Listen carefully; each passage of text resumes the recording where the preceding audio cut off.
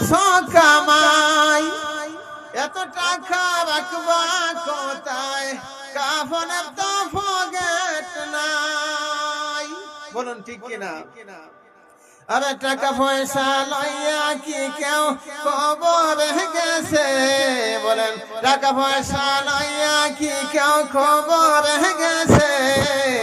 কে জবাব দিবে রে তুই আল্লাহর কাছে?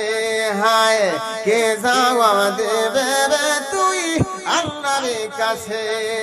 ওহে মানুষ হইছ বেহুশ দুনিয়ার পিছে, ওহে মানুষ হইছ বেহুশ দুনিয়ার পিছে, কে জবাব দিবে রে তুই আল্লাহর কাছে? হায় কে জবাব দিবে রে তুই আল্লাহর কাছে?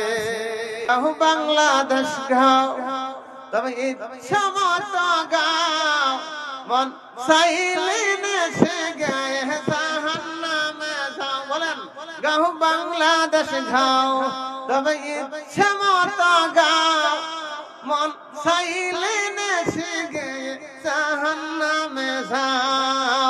মন চাইলে নেশে গায়ে জাহান্নামে যাও। এই দুনিয়ায় একজন মানুষ সমালোচক ছিল, গীবতকারী ছিল, 24টা ঘন্টা এই নিন্দার কাজে নিমজ্জিত থাকতো। মহান আল্লাহ বলেন এদেরকে আল্লাহ উঠাবেন কিয়ামতে। কেমনে? গলায় ফাঁস লাগাইয়া কিয়ামতে ওঠানো হবে। বলেন গীবত কি ভালো জিনিস? এই খাসলত বেখাসলত আছে না? অষ্টম অবস্থা নবী বলেছেন দুনিয়ায় একজন মানুষ আত্মীয় স্বজনকে দুঃখ কষ্ট দিত, পাড়া পড়শিকে কষ্ট দিত। নবী বলেন আল্লাহ তাআলা এদের হাত এবং পা কাটাইয়া হাত পা কাটা অবস্থায় কিয়ামতে উঠবে। নবম অবস্থা হলো নবী বলেছেন এই দুনিয়াতে একজন মানুষ জিনাকার এবং জিনাকারিনী ছিল। এমন বান্দা যদি বিনা তাওবায় জমিন থেকে বিদায় হয়, ইন্তেকাল হয়, কাল কিয়ামত দিবসে এদেরকে আল্লাহ উঠাবেন। কেমন অবস্থা হবে? এদের শরীর ফেটে যাবে, রক্ত বইতে থাকবে, এত গন্ধ হবে, মানুষ এদের কাছে ভাগতে থাকবে। সেদিন মানুষ ভাগবে। শুধু তাই নয়, দশম অবস্থা হলো নবী বিশ্ব নবী বলেছেন কিয়ামত দিবসে একদল মানুষকে আল্লাহ উঠাবেন। কেমনে উঠাবেন?